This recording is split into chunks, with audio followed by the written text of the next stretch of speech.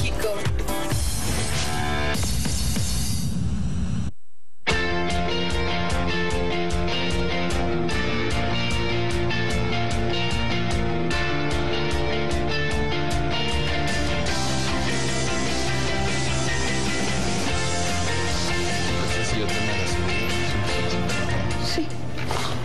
Buenas noches, bienvenidas y bienvenidos. Gracias por estar aquí en este programa y gracias de verdad a nuestros invitados que aceptaron estar en este estudio de CNN de la Ciudad de México. Javier Oliva, gracias Javier por estar aquí. Carmen, gracias por Javier es profesor investigador de la Facultad de Ciencias Políticas de la UNAM y coordinas el Diplomado de Seguridad Nacional y el Diplomado de Gobernabilidad y Seguridad Pública de la UNAM. Gracias Javier por estar aquí.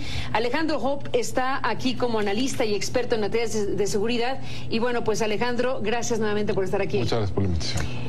Ni darle vueltas, estamos en México siguiendo con azoro lo que ha ocurrido del viernes para acá, básicamente, con una circunstancia en donde se activó el llamado Código Rojo, se ha puesto el foco en Jalisco por la irrupción violenta de este llamado Cártel de Jalisco Nueva Generación, que bueno, pues generó todo lo que hemos seguido muy de cerca y que les pido, Javier, Alejandro, podamos dar paso a nuestra compañera Krupskaya Liz, que nos presenta un resumen de lo que ha estado pasando para llegar con ustedes para analizar qué hay detrás de todo esto. Volvemos después de escuchar a Krupskaya para escucharlos en el estudio de CNN. Adelante, Krupskaya. Las fuerzas federales de seguridad continuarán en el estado de Jalisco hasta desarticular al cártel Jalisco Nueva Generación. Eso es lo que dijo este lunes en entrevista con la cadena Televisa el comisionado nacional de seguridad, Monte Alejandro Rubido.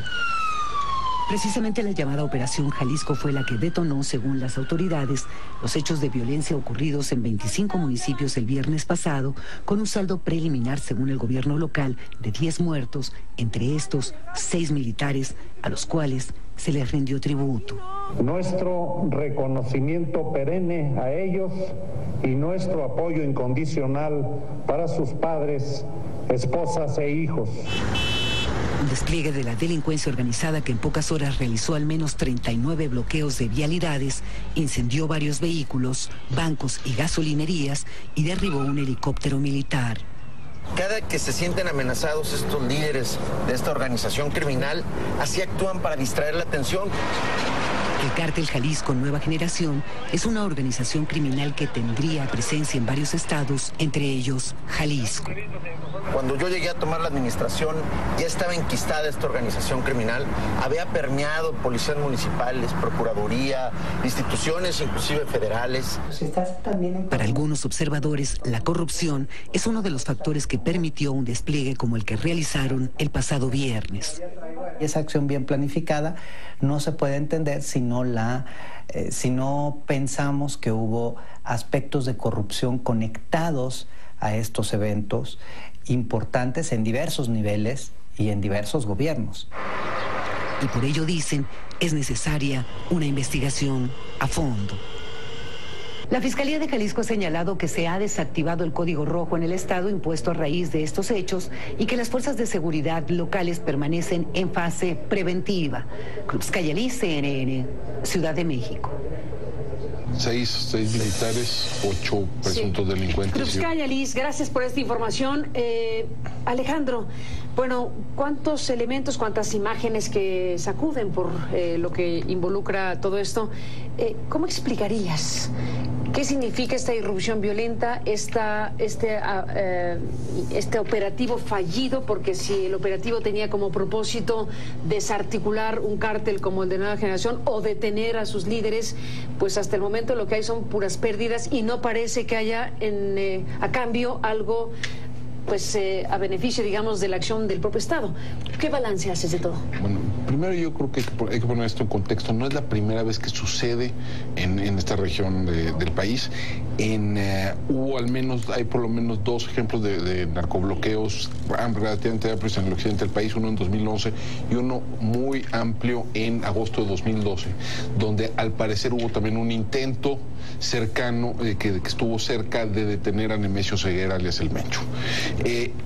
Mi intuición es que, dada la virulencia y la amplitud de la reacción, del grupo criminal el viernes es que estuvo relativamente cercana a la captura ¿Del Mencho? O del Mencho o de algún otro alto líder de la organización. Solo eso podría explicar la virulencia. El segundo punto es que este grupo... Que queda claro que no lo lograron. Al parecer no lo lograron. ¿Ya nos hubieran dicho? Ya se hubieran dicho. O si no lo han dicho, lo tendrán que decir, pero hasta el momento no sabemos nada de que fue fallido el intento. ¿Tú piensas que por la magnitud pudo haber estado cerca? Que estuvo relativamente cerca. El segundo punto que yo apuntaría así de arranque es que la organización parece que está más o menos intacta. Sus correas de transmisión entre el liderazgo y las células en el terreno parecen no haber sido tocadas hasta ahora. Yo contrastaría esta reacción con la que se da, o la ausencia de reacción que se da, por ejemplo, con la captura de la Tuta hace algunas semanas, o la captura del Z-40 en 2013, ¿no? Ahí las organizaciones ya estaban muy diezmadas y no pueden reaccionar de esta manera, ¿no? Bueno, les preguntaré, Javier, Alejandro, en un momento más, esto de nueva generación, ¿qué cosa es? ¿Es un nuevo cártel? ¿Ya estaba? ¿De dónde viene? Pero déjenme, antes de llegar a eso, Javier, también preguntar algo que platicábamos antes de entrar al aire. Esto de derribar un helicóptero de las Fuerzas Armadas es muy fuerte por muchas razones. ¿Qué piensas de ello? ¿Qué helicóptero era? ¿Qué significa que lo hayan tumbado? ¿Qué significa que haya muertos en seis en esta parte de la historia? Bueno, esto lo primero que hay que analizar es las condiciones en las que se da este enfrentamiento, este aterrizaje de emergencia, porque seguimos... ¿Es aterrizaje de emergencia o lo tumba? ¿Cómo fue? Es un aterrizaje de emergencia, sí, porque no estalla, es decir, el aparato no termina completamente destruido. Habrá que ver si se puede reconstruir, pero bueno, eso sería materia de otro análisis. Lo que sí es que seguimos viendo una clara ausencia de corresponsabilidad de parte del gobierno de los Estados Unidos para el manejo de las armas. Es decir, haya sido un RPG-20, un lanzagranadas, o haya sido un fusil Barrett 50 milímetros, ¿cómo ese tipo de armamentos, cómo se adquiere, quién lo transporta, quién lo pasa, quién lo pone y quién se los enseña a usar? Entonces, todo esto nos pone en un escenario verdaderamente complejo, en donde seguimos viendo la falta de cooperación de las autoridades estadounidenses en el control de la venta de las armas, con los datos que son públicos respecto de quién tiene esta responsabilidad. Los dejamos salir, pero los dejan entrar, o sea que... Sí, bueno, pero es igual que el tema de la droga, ¿no? Aquí pasa y pero dime una cosa, pasar también. ¿Qué cosa es? ¿Es un lanzagranadas? ¿Qué cosa es? Bueno, o sea, para imaginar qué tipo de herramienta, qué tipo de arma puede hacer eso. Aunque todavía no es público el peritaje, hay dos opciones. O fue un lanzagranadas, un RPG-20, o bien fue un fusil Barrett 50 milímetros. Este fusil atraviesa cualquier blindaje comercial, que es hasta el número 6. Entonces, la disposición de este tipo de armamentos está muy controlado en Estados Unidos. Entonces, sí es algo mucho más serio, y lamentablemente la autoridad no ha dicho mucho en ese sentido del manejo de las armas, porque entonces el sentirse con esta capacidad de fuego para hacerle frente a las Fuerzas Armadas nos está hablando de una dimensión de pertrechos. Bueno, pues ayer o antier detuvieron a un estadounidense aquí en la delegación Benito Juárez con tremendo arsenal, ¿no? Entonces, en un coche. Sí, entonces estamos viendo cosas que nos alejan un poco de este sentido de cooperación o de control de las armas entre los dos países, que a mí me parece clave, porque evidentemente los criminales pueden sentirse con la capacidad de desafío a las Fuerzas Armadas o a las Fuerzas Federales cuando tienen estos recursos a disposición. Bueno, los tienen a disposición y en este caso los usaron, que ese es el asunto, ¿no? Alejandro, Javier, déjenme hacer una pausa y regresamos en esta conversación. Sí, aquí el tema es...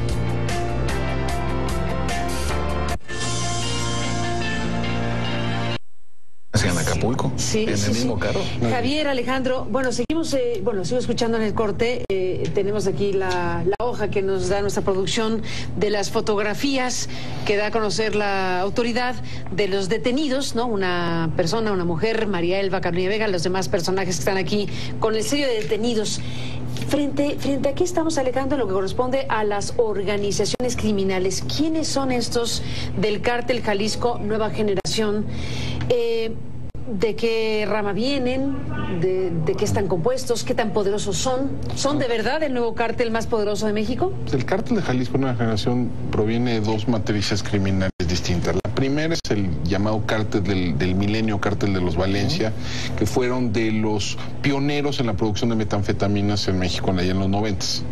De hecho, ellos venían más bien de Michoacán, ¿no? Y de Nemesio Ceguera es Michoacán.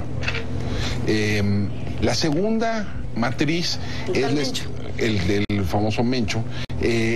La segunda matriz criminal del que surge el cártel de Jalisco Nueva Generación es la estructura de Nacho Coronel, que Nacho Coronel, uno de los lugartenientes del cártel de Sinaloa, cártel del Pacífico, que mantenía en Guadalajara. Nacho Coronel es abatido por elementos del ejército mexicano en 2010. Y esa estructura acaba formando, junto con los remanentes de la organización de los Valencia, el cártel de Jalisco Nueva Generación. ¿Pero es una derivación del cártel de Sinaloa? Inicialmente se le pensaba una suerte de franquicia. No es que sean enemigos, es una derivación, es una ampliación. ¿La franquicia? Se les pensaba como una suerte de franquicia o de socio menor del cártel de Sinaloa. Lo que ha pasado en estos años que han ido adquiriendo ellos autonomía frente al hermano mayor sinaloense, ¿no? Y se han convertido probablemente a estas alturas en los mayores jugadores en el mercado de las metanfetaminas, y sin duda ¿conexión asiática? Probablemente con conexión asiática, tanto para la obtención de precursores como para la exportación de algunas drogas. ¿Cuánto? Pues no sabemos. De que comparar los tamaños relativos de organizaciones criminales siempre es muy aventurado. Tenemos información demasiado escasa sobre la operación de los mercados ilegales como para hacer afirmaciones categóricas, pero sin duda es una organización criminal en ascenso y es una organización criminal de alta peligrosidad. Alta peligrosidad. Por lo pronto su actuación se entiende como reacción a un intento del gobierno, un intento de las autoridades de capturar a sus líderes o de desarticularlo. Así se entiende lo que pasó. ¿Lo que ha pasado? Yo tengo un punto de vista diferente. A ver, yo creo que porque hay 39 bloqueos, 15 muertos, incendiadas gasolineras. Porque si esa fuera la versión, sería la peor de todas. Es decir, tener una capacidad reactiva de esas dimensiones. Pero ¿cómo entiendes las cosas? Lo veo más bien como una advertencia, es decir... ¿Pero para qué harían eso? Justamente para delimitar. Justamente. ¿Tú crees? Pero delimitar, así no vas, en un día puente.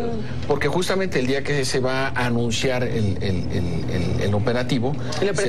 Jalisco, justamente se dan estas movilizaciones que llegaron a varios estados de la República. ¿Es más reactivo? O sea, perdón, ¿cómo llamaste? Bueno, una amenaza, ¿no? Una advertencia. ¿Tú qué crees, Alejandro? Porque es un punto muy importante. Creo que la interpretación más colocada en la prensa y los analistas es reaccionaron a la intentona de capturar líderes. ¿Tú dices que no? Déjame decirte por qué. Según la información pública disponible, tendría que ver más con una fórmula de poner las condiciones. ¿En un antes de? En un antes de. ¿Tú qué crees, Alejandro? ¿Un antes de? No sé cuáles han sido las motivaciones de. Me cuesta un poco de trabajo que uno pensar que una organización criminal se decida a mostrarse así directamente al Estado si no está en juego la supervivencia del liderazgo, la supervivencia de la organización. Yo creo que sí, o sea, deben de haber calculado que una serie de acciones como las que tuvieron lugar el pasado viernes, los iban a poner en el primer lugar de las prioridades de la persecución del Estado. Y la atención nacional nadie puede desafiar al Estado. O sea, entonces nadie gana. ¿Estás del todo seguro o no? Sí, estoy seguro. ¿Que fue amenaza? No, es decir, una forma de adelantarse, digamos, o sea, poner condición. Porque finalmente también se trata de una está difícil saberlo, pero disuasiva. Ya lo habían hecho, no, yo insisto, ya lo habían hecho. Pero los del cártel no sabemos, no lo sabemos con precisión, pero sí sabemos que en 2011 lo hicieron y sobre todo en agosto de 2012, yo creo que es importante revisar de nuevo ese incidente. En agosto de 2012 hacen 22 bloqueos a lo largo y ancho de Jalisco, incluso se extiende a Colima. Es un nuevo tipo de criminalidad también. O sea, también las organizaciones van involucionando. Yo no utilizo palabras positivas para este tipo de expresiones, ¿no? Es decir, van involucionando ante las diferentes circunstancias. Entonces, estamos viendo las experiencias de grupos que se han debilitado, que han prácticamente quedado disueltos, como los Caballos Templarios, la familia michoacana, los Zetas, el Cártel del Golfo. Es decir, este proceso de adaptación. Es decir, a mí el arsenal requisado, Las armas utilizadas sí me hablan de otras variables. Eso sí. Es decir, hay otras condiciones. Y aquí es muy importante ver qué tanta participación y coordinación hay de las autoridades locales. Porque esto es fundamental. ¿De Jalisco? Sí, es decir, en ese sentido del compromiso, la coordinación. En la mañana el procurador suspende el código rojo y en la tarde el comisionado nacional de seguridad dice, no señor, el código rojo va a seguir. Es decir, cuando tú ves estas contradicciones y situaciones críticas... ¿Y a quién le toca decidir? Pues la federación, desde luego. Porque la federación fue la que tomó el control del asunto por eso, operativo. Entonces, como el procurador del Estado dice que lo va a suspender. Yo creo que sí hay un problema de coordinación de esto y hay un problema de capacidades, ¿no? Que es un problema de capacidades que no se ve directamente en los números. Jalisco, hoy estaba revisando los datos, tiene más o menos 11,000 policías estatales. 11,000 policías no es poco. Ahora, de esos, el problema es más de calidad, más que de números. De esos 11,000, solo 1,850 pertenecen a esta nueva policía acreditable que le llaman la Fuerza Única Jalisco, que fue, de hecho, objeto de una emboscada hace algunas semanas. 15 de esos elementos murieron hace unas semanas, una emboscada presuntamente realizada por este mismo grupo. A ese tipo de hechos me refiero. Ya. Sí. No, ahora, Jalisco se lleva la atención porque ahí ocurrieron las peores cosas, pero no es solo Jalisco. ¿Qué área nacional, qué área del territorio nacional abarca esta conflictiva de estos últimos días, Javier? Bueno, la colindancia con los estados de Colima, de Guanajuato, de Michoacán, la capital del estado y la zona conurbada. Es decir, estamos hablando de una cosa mayor, ¿eh? Sí. Y yo lo que no quise dejar de lado es la variable electoral también. Eso, decías en el corte, ¿por qué? Bueno, es obvio que estamos en proceso electoral. Bueno, porque esto impacta evidentemente en el ánimo de la población, de los propios partidos políticos. Las campañas se suspendieron sí, claro, en Jalisco. Y entonces sí me parece que estamos en condiciones de exigir, ¿no?, como ciudadanos, un compromiso muy serio de parte de quienes van a quedar electos en cualquiera de los procesos electorales, sean locales, estatales, e incluso en las gobernaturas pues, van a haber funcionarios en la administración pública local, porque realmente el nivel que hemos estado alcanzando desafortunadamente de desarticulación, para no utilizar otros calificativos, está siendo mayor. Bueno, aquí hay un tema que no resolvimos ni vamos a resolver, pero que es un buen dilema. Esto que sucedió y que ha sucedido, es en respuesta o en reacción de un cártel como Nueva Generación al intento del gobierno de tener líderes, etcétera, o no, o es una amenaza por lo que podrían hacer. La pregunta en este caso sería si el gobierno y las autoridades estaban en una tesitura de hacer algo fuerte ahí, la manera en que lo anuncian, el avisar que lo harán, el poner en anticipación el tema, etcétera, ¿es una torpeza? Lo que se genera es producto, lo que se genera es producto de una torpeza gubernamental. Pues no estoy muy seguro, pero ha venido habiendo, yo creo que esto hay que ver la secuencia. Llevamos desde hace varios meses una escalada en la confrontación entre este grupo, el cártel de Jalisco Nueva Generación, y estos personajes conocidos como los Queenies, y las autoridades tanto estatales como federales, ¿no? En Puerto Vallarta, en febrero, se da la captura de un líder criminal que detona una balacera de horas en Puerto Vallarta. Tremenda. En marzo se da la emboscada, primero la emboscada a miembros de la Gendarmería en Ocotlán, Jalisco. Luego se da la emboscada contra los miembros de la Fuerza Única Jalisco en Quinchay. Vienen una serie de detenciones también de personajes vinculados al grupo.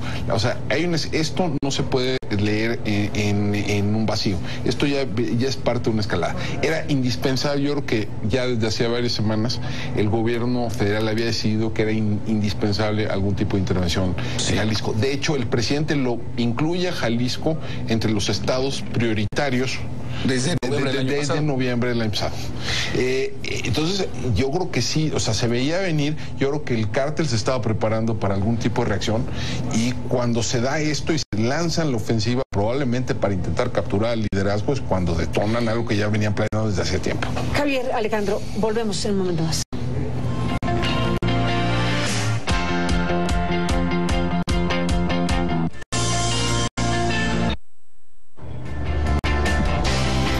Bueno, entramos en la parte final, regresamos hablando, entre otras cosas, de este cártel Jalisco Nueva Generación. Volvemos con nuestros invitados.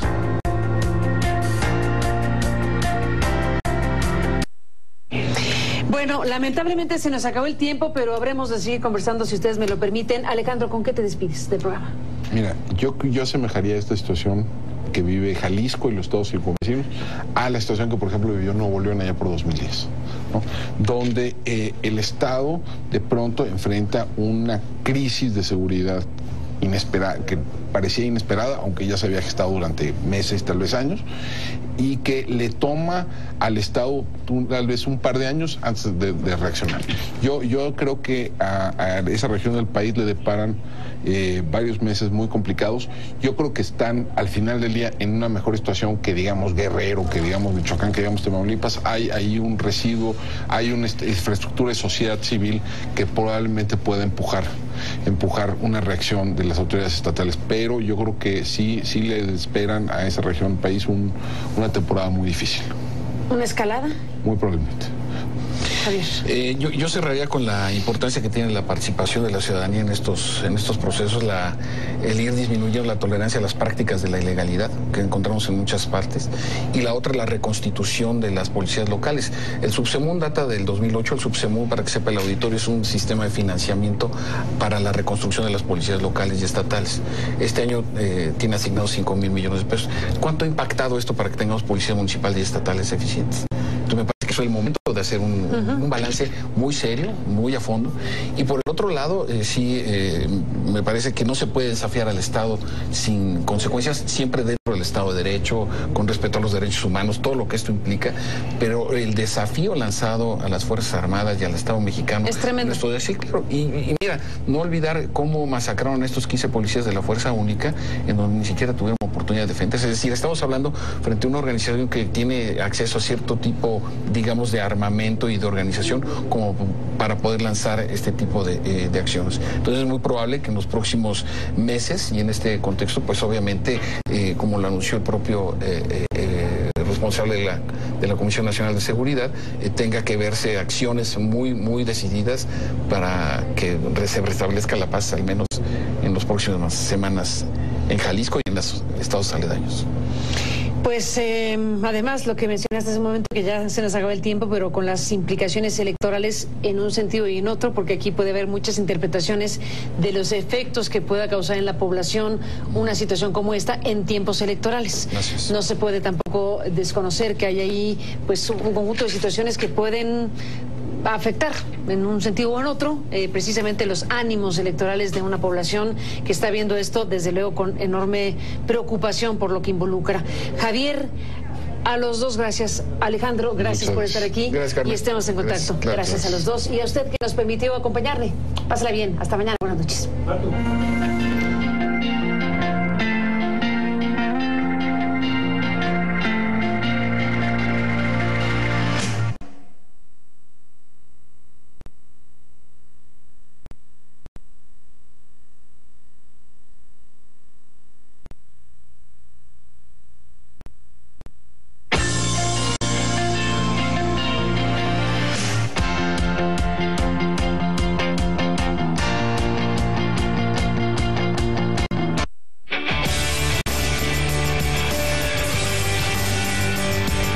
CNN México.